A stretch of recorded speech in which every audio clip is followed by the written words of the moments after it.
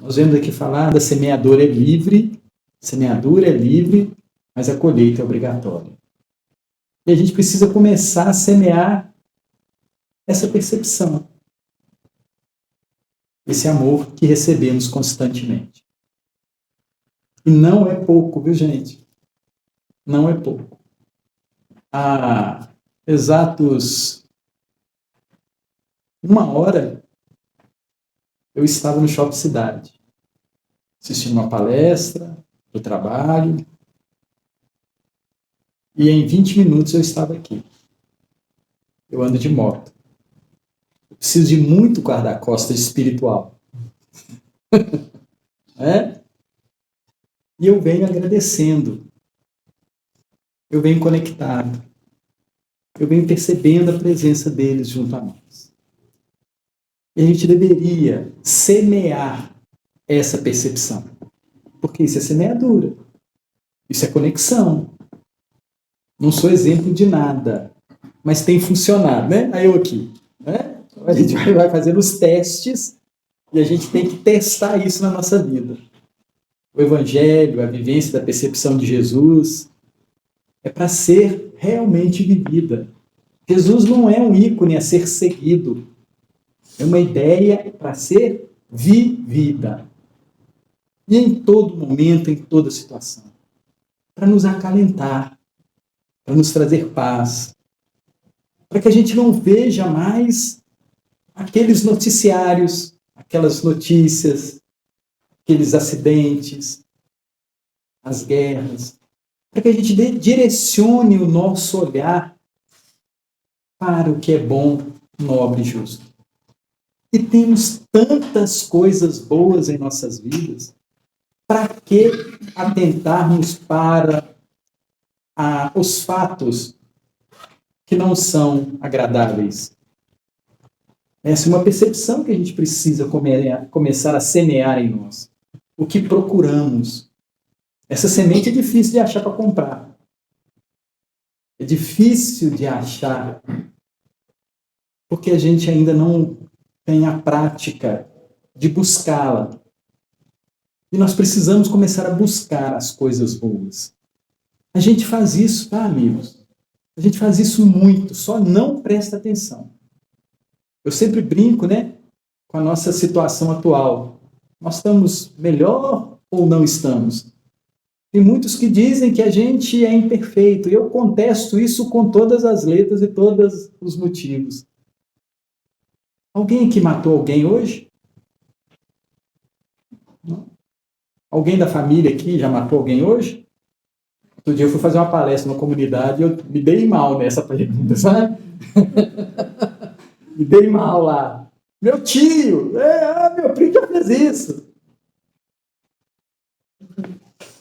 No último ano a gente matou alguém, roubou alguém, os nossos familiares fizeram isso. E aí a gente vai olhando para esse monte de acertos que a gente tem e esquece de agradecer. Esquece o quanto estamos semeando, o quanto estamos numa posição boa, de boas escolhas. Boas escolhas. 99% do nosso dia é maravilhoso.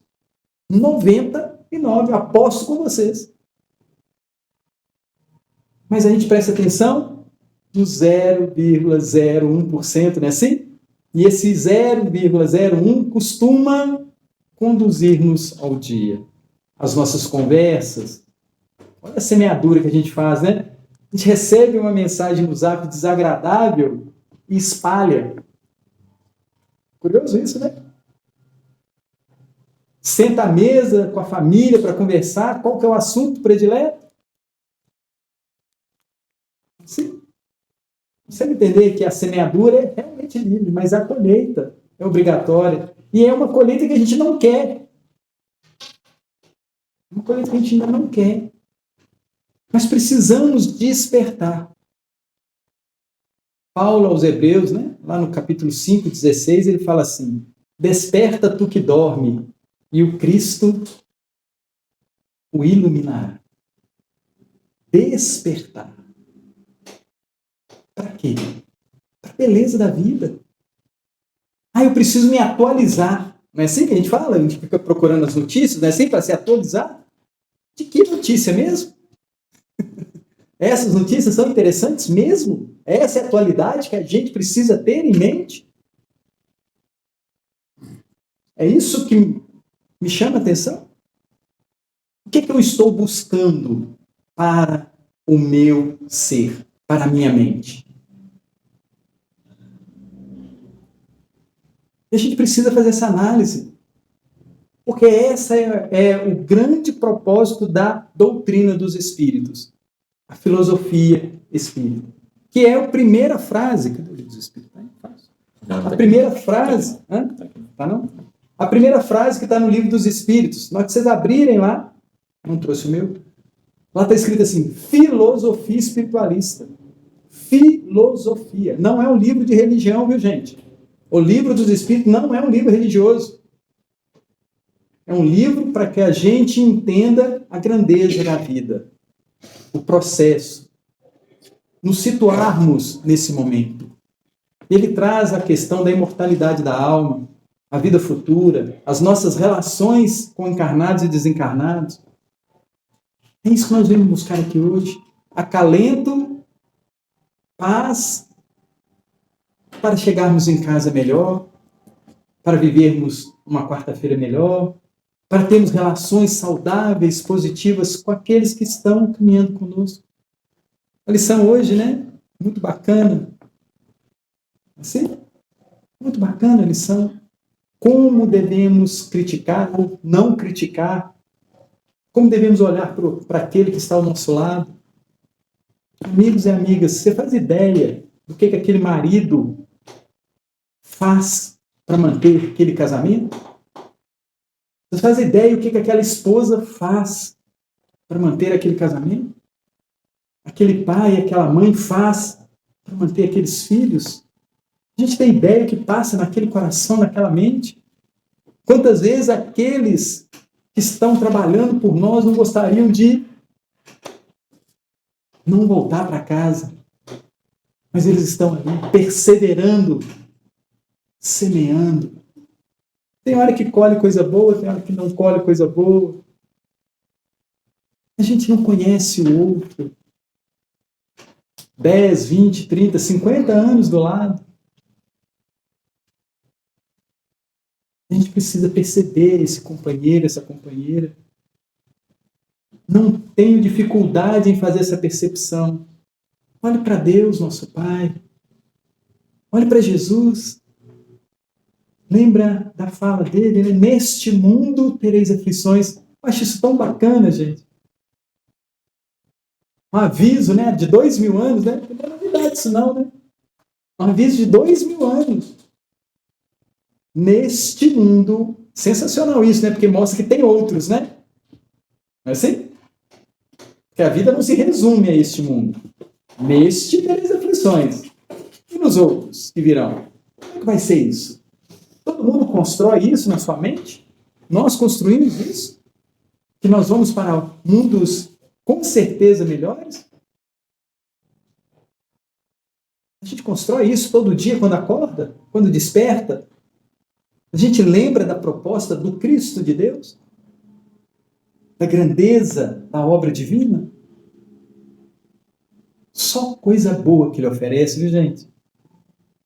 Só coisa boa. Ele nos ajuda o tempo todo. Eu brinco, né? Que eu ando de moto e minha moto está com 108 mil quilômetros rodados. Comprei ela zero. Não me aconteceu nada, nem com ela, nem comigo. São 108 mil livramentos. É assim? Mas se eu olhar quilômetro, é 108 mil, né? E se eu olhar metros? Hã? E se eu olhar centímetros? Porque a vida não é feita de quilômetro. Ela é feita de milímetros. Consegue entender como que... Né? Todo mundo tem essa experiência aí, né? De vida. Não é assim? Todo mundo tem essa experiência. O tempo todo, eles conosco, nos auxiliando. E aí a gente lembra da fala de Jesus: em tudo dai graças. Em tudo dai graças. Porque todo mundo sabe que gratidão gera o que, gente? O que gratidão gera? Gratidão. Hã? Gera gratidão. Não. Hã? Só para ir.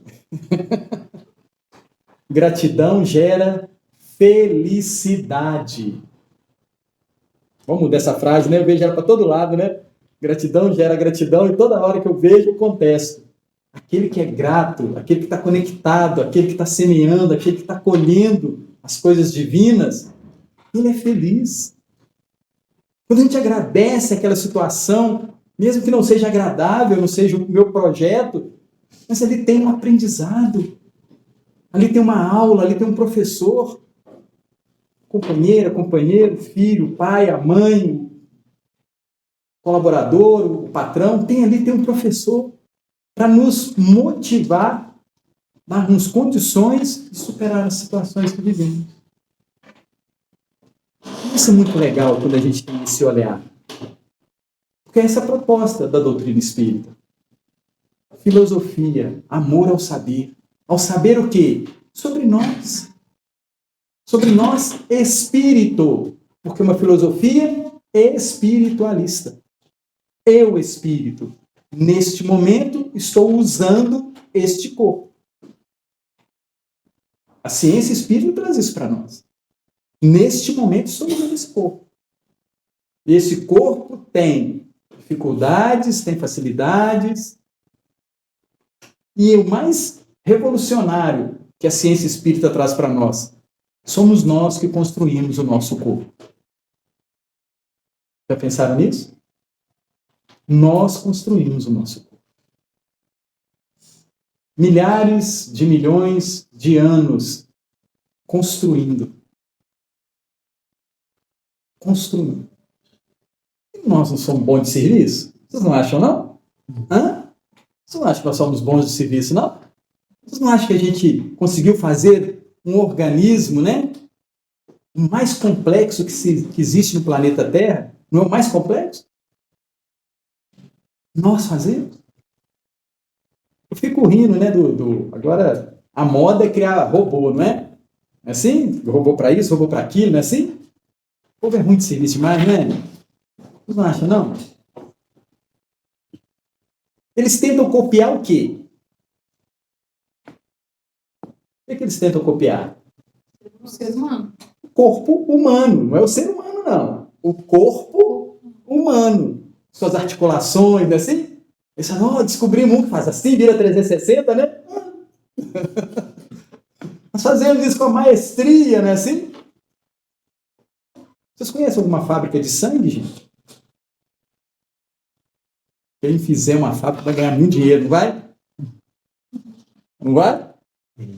Não existe uma mente, uma empresa no planeta capaz de fazer sangue. Para a gente ter uma noção da complexidade da qual nós já dominamos. Nós, espírito. Para a gente se admirar da nossa construção, da nossa semeadura. Porque a primeira coisa que a gente precisa ver é as nossas competências. Porque a gente fica muitas das vezes olhando só para os nossos equívocos.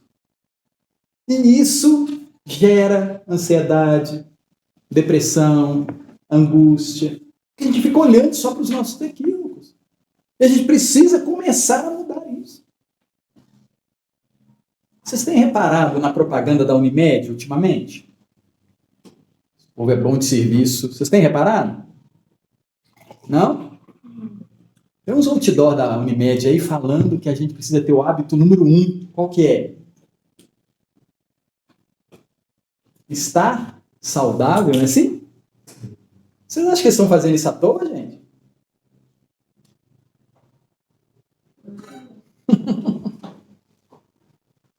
Se eu procurar estar saudável, eu vou ter que ir na Unimed? Mas o meu medo Vai fazer com que eu continue pagando, né? Conseguiram entender a estratégia deles?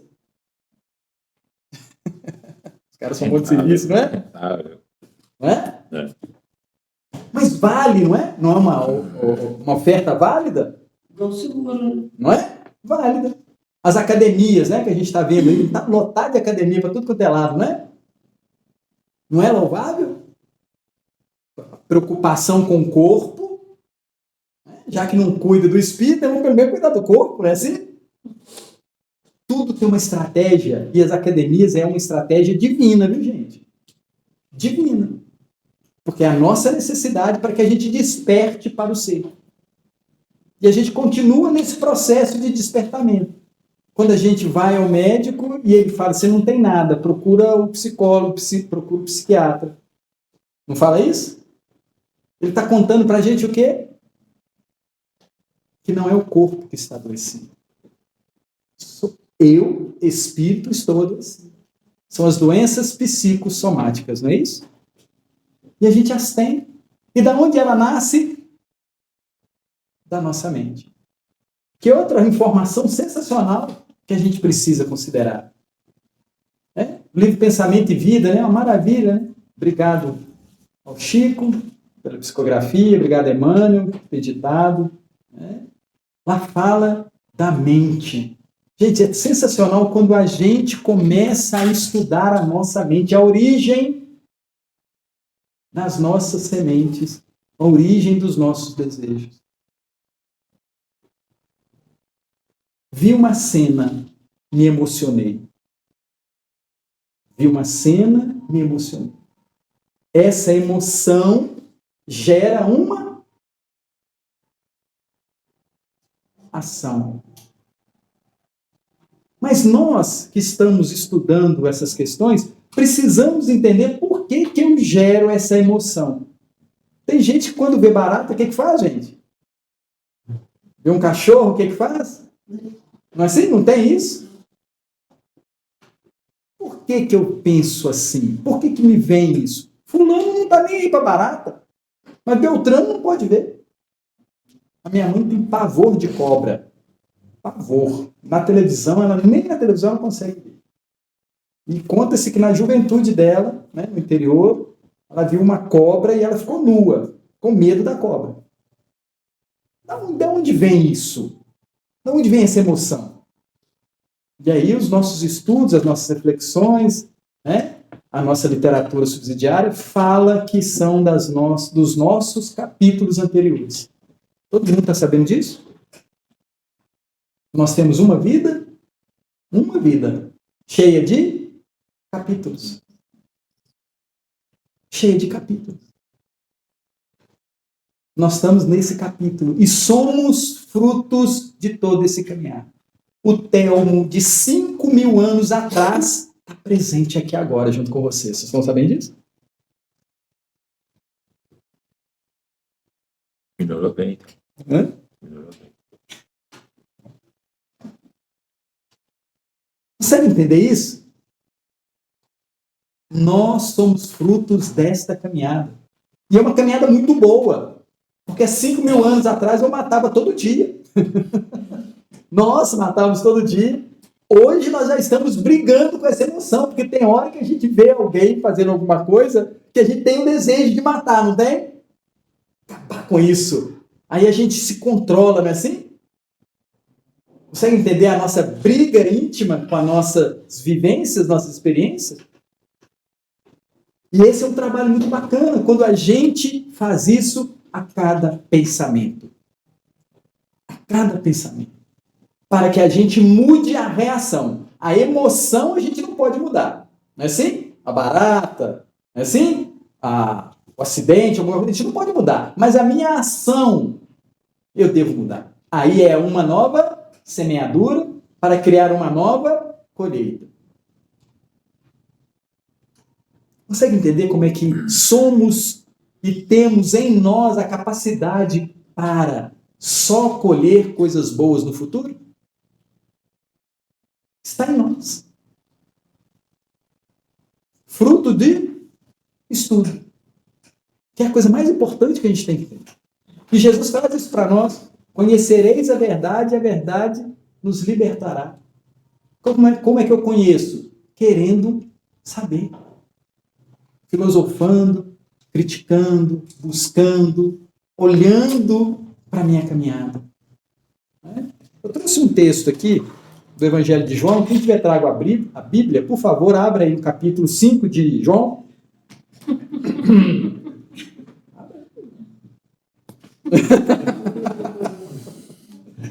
Gente, eu brinco com isso porque é terrível, né? Nós somos terríveis, né? A gente sabe que vai falar do Evangelho, a gente sabe que vai falar de Jesus, vamos escutar falar dele, mas a gente ainda não tem o hábito.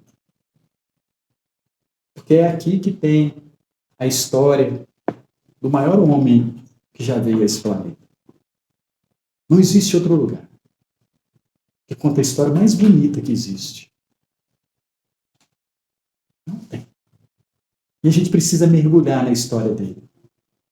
Porque ele é o nosso irmão mais velho, nosso guia e modelo, que veio nos auxiliar a melhorar a nossa colheita, o nosso plantio. A gente precisa mergulhar nisso. Né? A minha é velhinha, assim, né? Eu uso com frequência, né?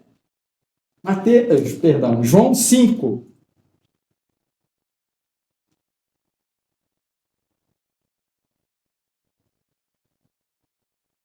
Ora, em Jerusalém, há, próximo à porta das ovelhas, um tanque, chamado em hebreu Betesda, o qual tem 5 alpendres. Nestes jazia grande multidão de enfermos, cegos, mancos, ressecados, esperando o movimento das águas. Porquanto, um anjo descia em certo tempo ao tanque e agitava a água. E o primeiro que ali descia, depois do movimento de água, sarava de qualquer enfermidade que tivesse. E estava ali um homem que havia 38 anos se achava enfermo. E Jesus, vendo este deitado, e sabendo que estava neste estado havia muito tempo, disse-lhe: Queres ficar são? O enfermo respondeu-lhe: Senhor, não tem homem algum que, quando a água é agitada, me meta no tanque, mas enquanto eu vou, desce outro antes de mim. Jesus lhe disse: Levanta-te, toma a tua cama e anda. Logo, aquele homem ficou são e tomou a sua cama e partiu. E aquele dia era sábado. Então os judeus disseram àquele que tinha sido curado: É sábado, não te é lícito levar a cama. Ele respondeu-lhes: Aquele que me curou, ele próprio disse: Toma a tua cama e anda. Perguntaram-lhe, pois, quem é o homem que te disse: Toma a tua cama e anda? E o que fora curado não sabia quem era, porque Jesus se havia retirado em razão de naquele lugar haver grande multidão. Depois, Jesus encontrou-o no templo e disse-lhe: Eis que já estás são. Não peques mais, para que não te suceda alguma coisa pior. E aquele homem foi e anunciou aos judeus que Jesus era o que o curava. Nós vamos pegar aqui a fala de Jesus dizendo: Eis que já estás são. Não peques mais, para que te não suceda alguma coisa pior. E aí a gente vai recebendo umas inspirações aqui, né, durante a gente vai fazendo os estudos. E a pergunta que partilho com os amigos é: nesse momento, nós estamos sãos?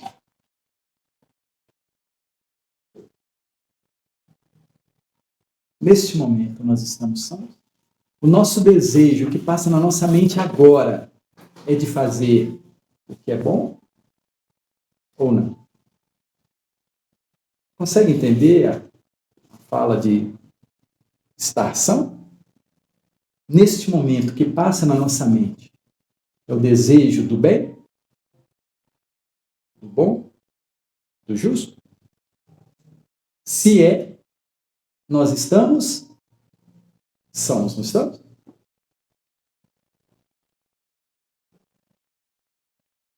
E o que vamos fazer? Não pecar mais. Não pecar mais. Obrigado, Fábio. Consegue entender o motivo de ler o Evangelho? De entender a fala de Jesus? Não, mas eu fiz isso. Deixa lá atrás. Deixa lá atrás. Alcançamos esse momento de estar em paz, de estar querendo bem. Estamos sãos. E precisamos permanecer neste estado de plenitude. Precisamos permanecer. Isso é maravilhoso, não é? Acho que vocês não tinham percebido isso, né? Essa questão de estar são nesse momento. De estar ouvindo uma fala de Jesus e isso nos remeter ao desejo de não cometer mais os nossos equívocos passados. É um momento, gente, mágico de transformação. De só querer semear o que é bom. De só querer olhar para o outro e falar assim, o que eu posso fazer para te ajudar a sair desse seu estado?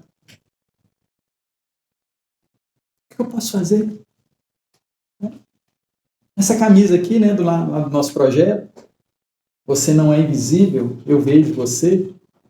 E aí a gente fala que é a gente. Não é nós que estamos lá no projeto, que estamos com esse olhar. Mas esse olhar é o olhar de Deus para conosco. Já pensaram nisso? Para Deus nós não somos invisíveis. Nós somos amados, nós somos cuidados. Deus tem preocupação com cada um de nós todo dia. Todo dia, todo momento. Ele quer que a gente o descubra, o sinta na nossa vida. Ele quer. Ele fica brincando de pega-pega com a gente, né? Pique-esconde. Brincando de pique-esconde. Me busque. É a proposta de Deus, nosso Pai, para conosco. Me busque em todo momento, que alcançaremos a felicidade. Alcançaremos a paz. Teremos cada vez mais possibilidades de estar sendo assertivo. Porque essa é a ideia. Chega, não é assim? Chega daquele comportamento antigo. Eu brinco que o Telmo não pode ter os mesmos atos, pensamentos de ontem. Eu tenho que ser um homem novo todo santo dia. Todo santo dia tem que ser um homem novo. Eu tenho que olhar o meu dia, né? Santo Agostinho fala isso lá na questão 919 do Livro dos Espíritos. Todo dia a gente precisa fazer uma análise nossa. Todo dia. Para quê? Para ficar sadio. Olha que bacana isso, não é? Não ter que mais ir na Unimed. Falando nisso, eu queria informar vocês que eu cancelei minha Unimed, tá? Cancelei minha Unimed. Quase todo dia, né? Eu estou na casa espírita. A casa espírita não é um hospital? Não é uma escola? Não é? Não é uma oficina? Não é um templo? Eu não tenho que confiar na espiritualidade? Mas eu tenho que me manter sadio. Tem a minha parte. Não é assim? Eu não tenho que escolher o meu dia, né? O que eu vou comer, eu não tenho que escolher com carinho. O que eu vou beber, eu tenho que olhar com carinho. Assim? O que eu vou falar, eu tenho que olhar com carinho. Assim? Para quê? Mente sã, corpo são. Todo esse processo precisa ser muito amoroso. Para quê, gente? Para o próximo capítulo de nossa vida. Porque a gente está construindo o nosso futuro agora. Estamos semeando o amanhã, quarta-feira, do dia 6 de agosto de 2025, não é? Mas também estamos construindo o 6 de agosto de 5025. Já pensaram nisso? Estamos também construindo o 6 de agosto de 10.025.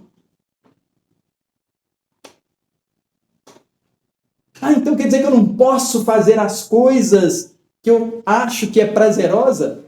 Claro que pode, se forem igual a de Jesus, o Cristo. Porque ele é o nosso guia e modelo. Posso. Gente, Jesus ia na festa, não é assim?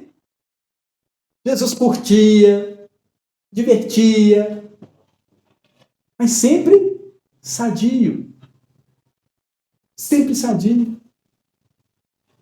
Tem uma lição que sempre me vem à mente, está lá no livro Boa Nova, né? Obrigado ao Chico, obrigado ao Humberto de Campos, obra maravilhosa, gente, leiam, maravilhoso. E aí, lá é o culto na casa de Pedro, estabelece ali o primeiro culto, e aí o Pedro estava lá na casa de Pedro, Jesus junto, e eles, algazarra, falando disso, falando daquilo, comentando isso, comentando aquilo, aquela coisa toda. Aí Jesus percebe aquele comentário assim, não agradável, e ali Jesus, né, convida aqueles para estabelecer o primeiro culto no lar. Reflexões sobre a vida maior. Reflexões sobre o que é nobre. E aí a pergunta é, eu gostaria que todo mundo levantasse a mão nesse momento. Todo mundo faz o culto no lar aqui, gente?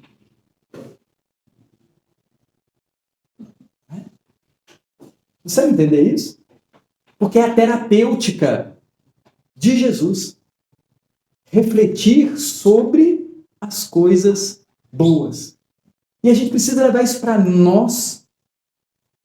Posso fazer sozinho, pode fazer com ele, com ela, com eles. Estabelecer esse vínculo do culto no lar. Porque a espiritualidade fala para nós que quando a gente tem o hábito do culto no lar, nossa casa se torna um ponto de luz. Conta-se que houve um acidente numa rodovia. E aquela pessoa que sofreu o acidente estava sendo socorrida pelos benfeitores. E ela necessitava de energia, vibrações, para que ela pudesse chegar ao hospital e desencarnar lá com seus familiares. E aí a espiritualidade começou a procurar na redondeza quem podia doar energia. E eles procuraram, foram aumentando o raio, não achava, até que viram uma casinha com aquela energia que eles precisavam.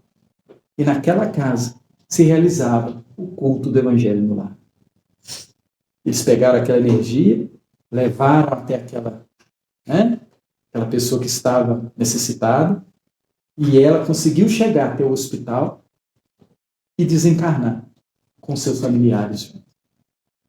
Só para a gente ter uma noção daquele culto, daquele evangelho, daquele conhecimento que a gente faz muitas das vezes só por fazer, mas que a espiritualidade vem porque nós combinamos com eles dia, horário, e eles vêm ao nosso lar.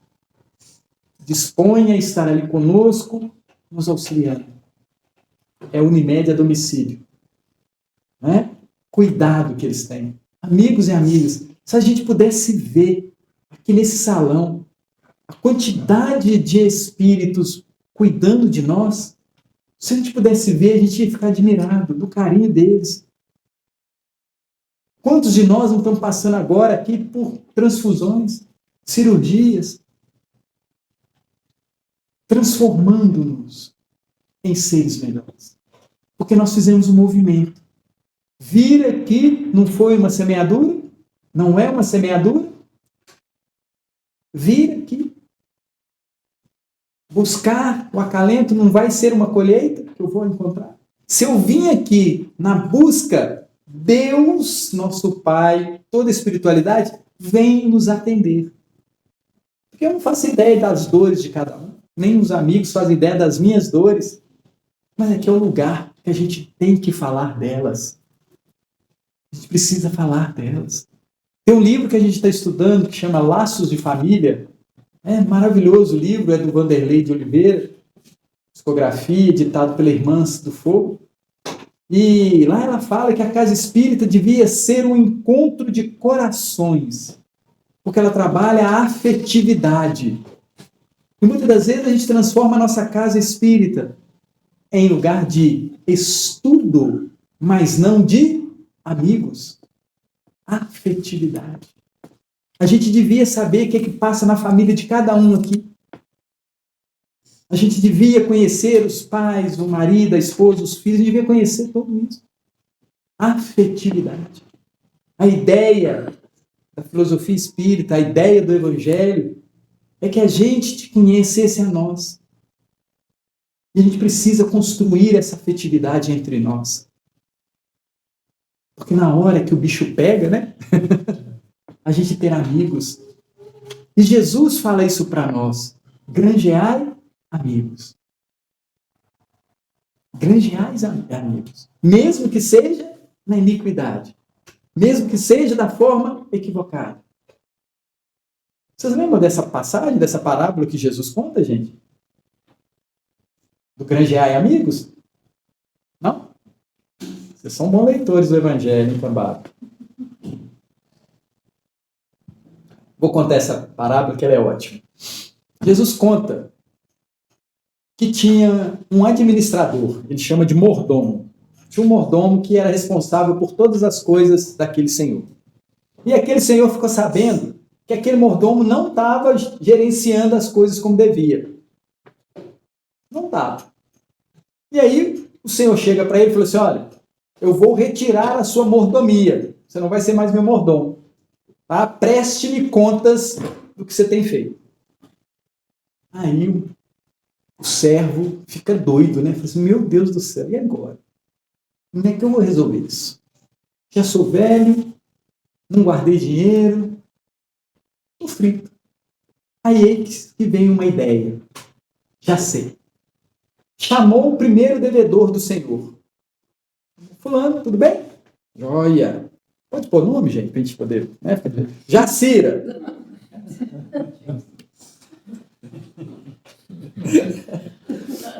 Tu me deves ao Senhor 100. Né? Deve 100. Anota aí 50. O que vocês acham que a Jacira ia fazer? Você é o cara. Você é o cara. Não, mas você está me ajudando demais. Eu vou ter que pagar só 50, eu estou devendo 100? Não, mas você precisar de mim, conta comigo, não é assim? É assim que rola, gente. Quando alguém faz alguma coisa para nos favorecer, né, a fila está longa, alguém te chama lá na frente, não é assim? A gente não fica agradecidíssimo? Né? Você tem um pepino, a pessoa dá um jeitinho, né? Não é assim? Você não fica devedor da pessoa? Não é isso? Vocês estão vendo o que Jesus está contando para nós, né? Beleza. Chama o outro. Outro nome? Deixa eu ver. Colega de mesa aqui. Falando. 80 suas contas. Anota aí 30. É? Ganhou amigo ou não ganhou amigo? Ele vai fazendo isso com todo mundo. Gente, vocês conseguem entender o bom humor de Jesus naquela época? Vocês conseguem entender o bom humor dele? Não é? Porque a gente fica olhando, né? Olha para aquilo e acha, não, ele falou aquilo assim sério. Não, ele estava zoando, né? Contando uma parábola, contando uma história gostosa. Todo mundo prestando atenção na história. Isso que ele fazia, né? Com maestria, né? E aí o servo foi fazendo isso com todo mundo. Chegou, apresentou as contas para o senhor. Aí o senhor olhou aquilo, ficou sabendo que ele tinha feito uma falcatrua, né? Aí Jesus vira e fala assim, que o Senhor vira para ele e diz, fizestes bem. Como é que é? Como é que é? Jesus fala que ele fez o certo. Você consegue entender esse raciocínio, gente? Não era para Jesus chamar a atenção dele, não, você não pode fazer isso não. Facilitar a vida de Jacira, né? Não é assim que faz, não é isso que a gente pensa? Que ele estava fazendo errado? Mas Jesus fala, você fez certo. Como é que a gente digere essa reflexão? Por que Jesus falou que estava fazendo certo? Ninguém vai me ajudar? Não. Gente, isso é fácil. Só tem uma opção. O mais importante na nossa vida são os amigos. Granjeai amigos. Nós não estaríamos aqui se não tivéssemos muitos amigos. Entendeu? Por isso que a casa espírita precisa ser uma casa afetiva, amorosa. Nós deveríamos saber o nome de todo mundo, o endereço de todo mundo. O que está se passando na vida de cada um. Gente, tem umas coisas que me alegram muito. Imagina, eu desencarno, estou num problema sério lá, aí aparece a Jacira. Estou feito, não estou? Atendimento fraterno, não é assim? Essas coisas todas. Não estou feito. Não consegue entender essas coisas? Como é que é importante granjear amigos?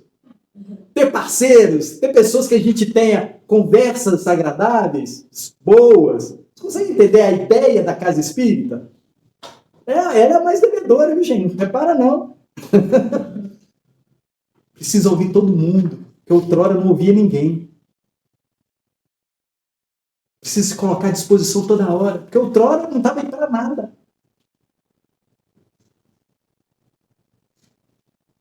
Mas e hoje?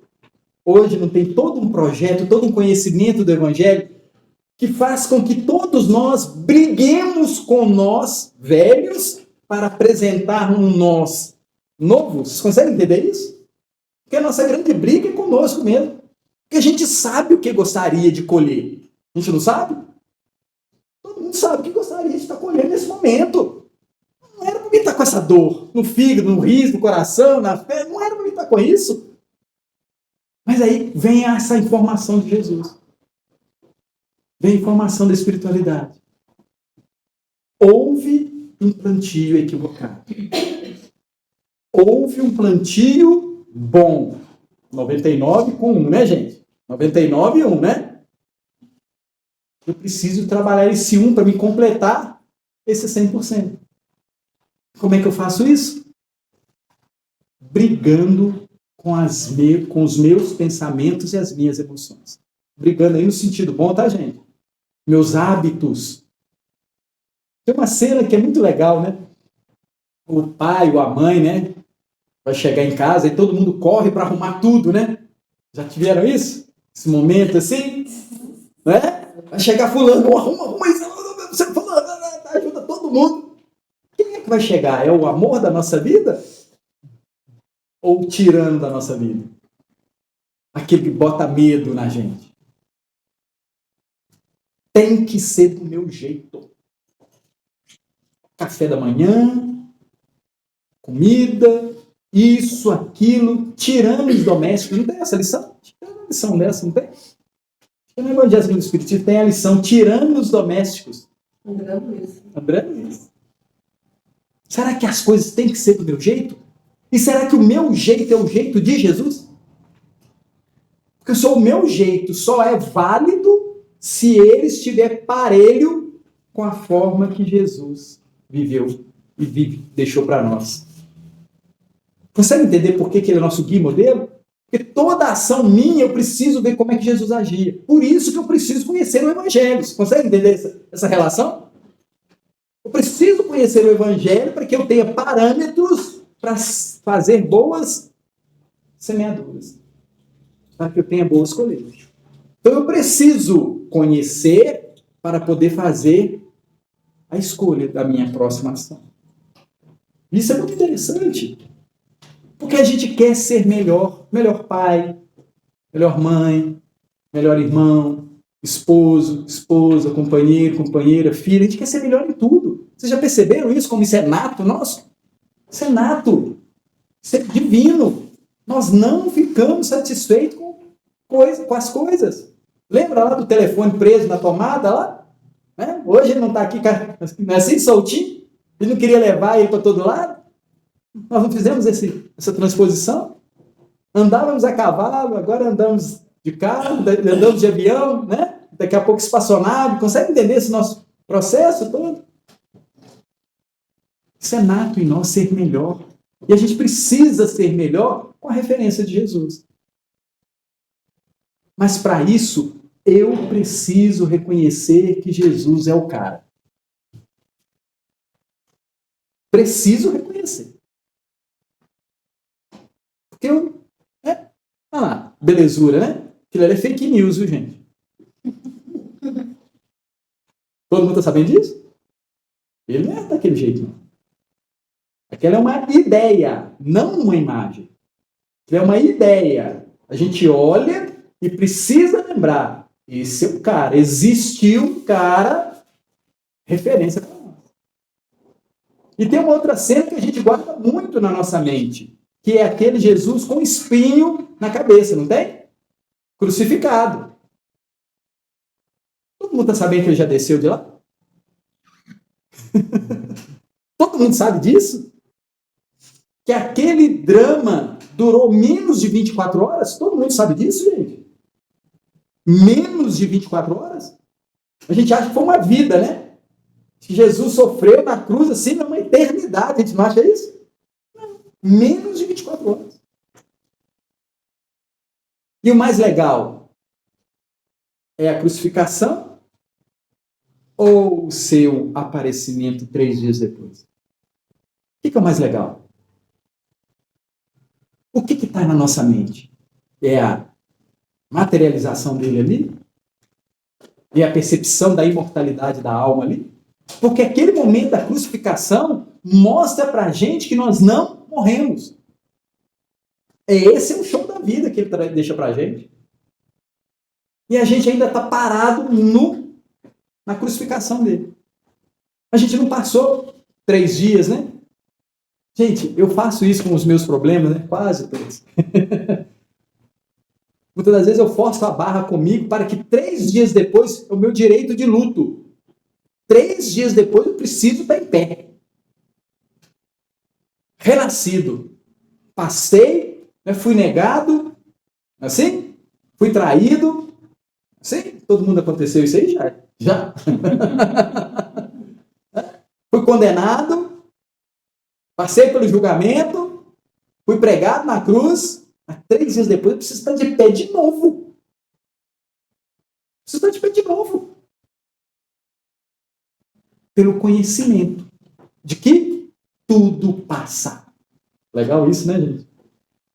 É show da vida isso? Tudo que a gente está passando de dificuldade vai passar. A tarifa do Trump, não é assim? Não é?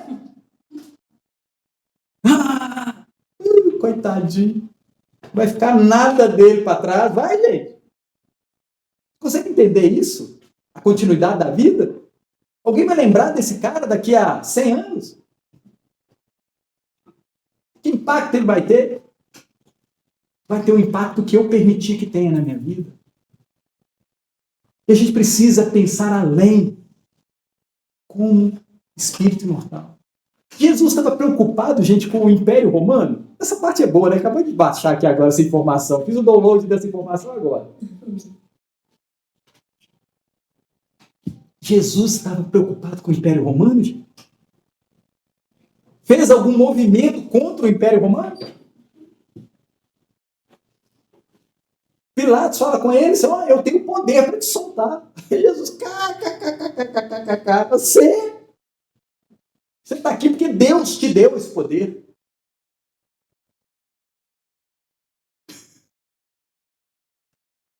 Você entender a grandeza do pensamento espiritual? Aquela pessoa só tem o poder porque Deus deu. E ele está sendo testado. Vocês fazem a ideia do compromisso de um vereador na cidade de Belo Horizonte? Vocês fazem ideia, gente? Se uma pessoa em Belo Horizonte desencarnar por falta de medicamento, por falta de leito, por falta de comida, por falta disso, quem é o responsável? Quem são, né? Melhorar aí a fala, né? Eu, os vereadores, não são responsáveis pela nossa cidade? Pelos munícipes? Não são? Não, que isso? É lá o problema do chefe lá do posto de saúde, não é assim? problema? É mesmo, gente? Nós tivemos aí, né, recentemente, o negócio da Vale, né? Rompimento das barragens, não é assim? Vocês sabem quem foi o engenheiro que projetou a barragem lá 60 anos atrás? Ele é responsável, gente?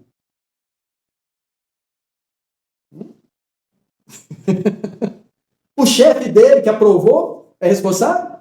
O diretor da Vale que assinou para fazer é o responsável? Vocês conseguem perceber a grandeza do nosso envolvimento com tudo e com todos?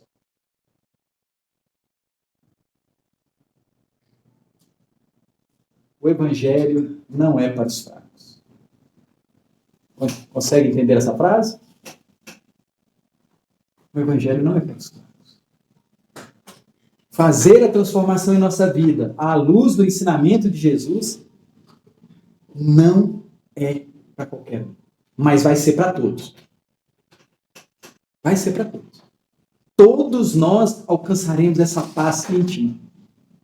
Todo dia e toda hora. Nós somos capazes disso. Feliz nós que estamos aqui agora, fazendo reflexões tão profundas sobre o nosso íntimo e a grandeza do universo. Entendendo essa semeadura, entendendo a nossa responsabilidade, entendendo o nosso envolvimento. Porque nós precisamos ser luz onde estivermos. Ser luz. Evangelho de Mateus, capítulo 5. Brilhe a nossa luz, para que os homens vejam as nossas boas obras e glorifiquem a Deus.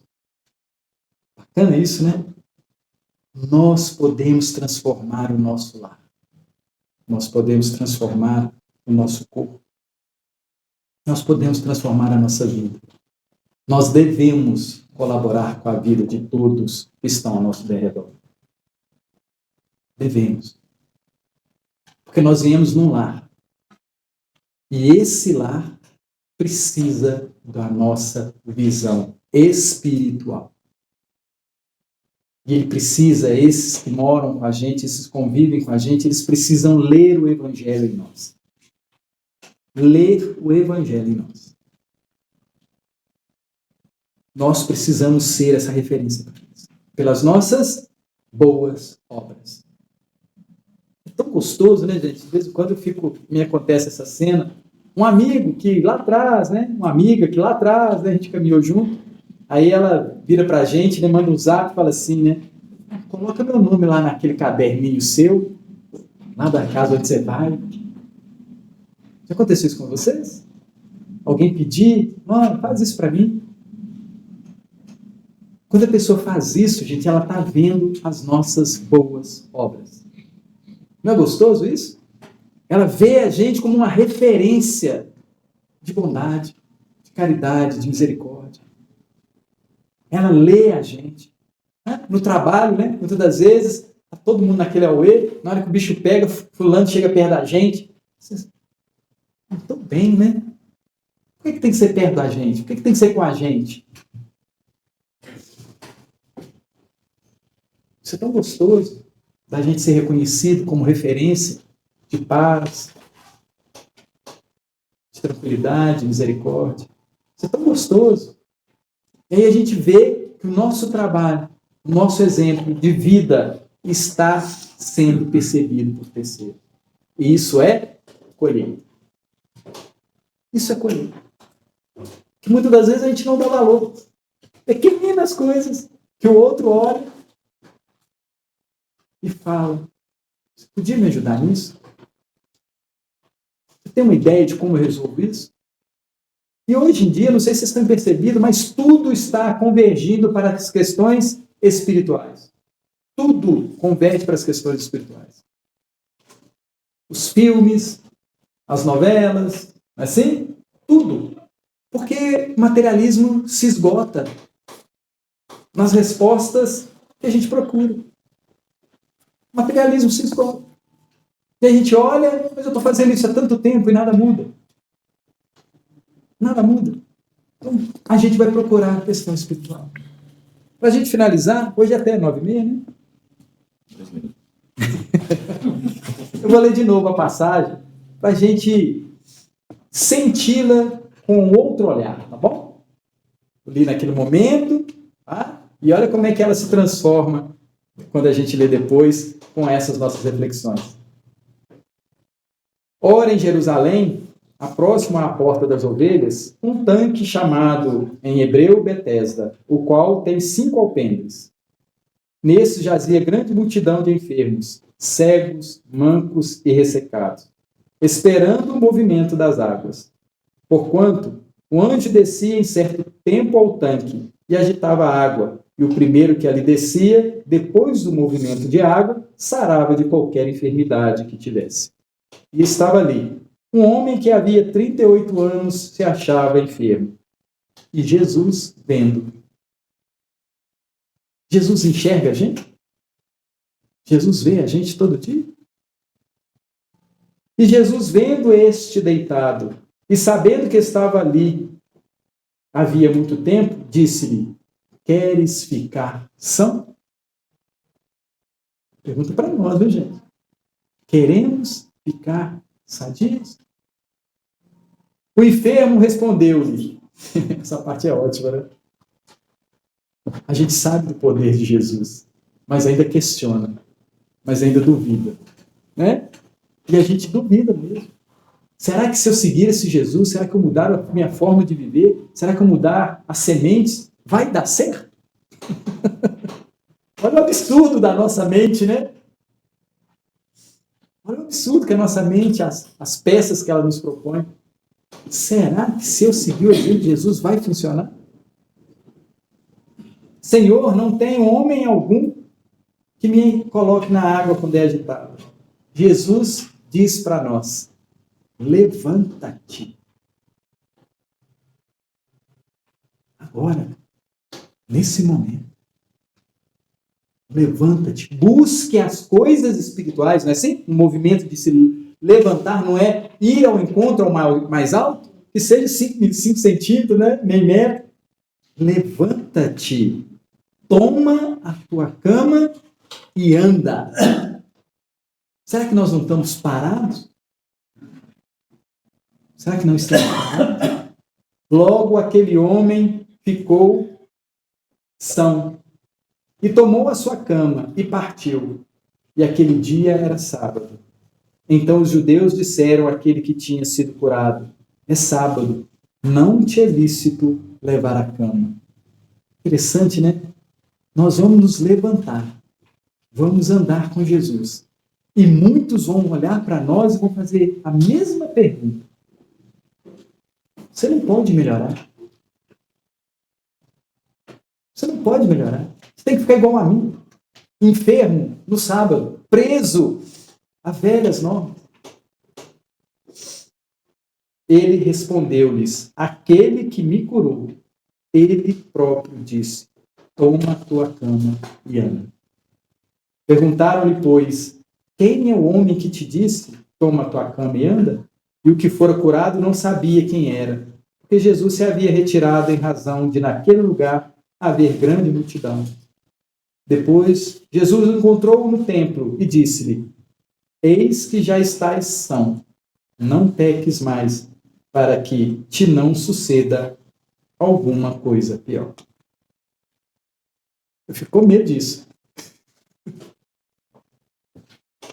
Será que no meu próximo encontro eu não deveria sair de moto mais cedo para não abusar da velocidade?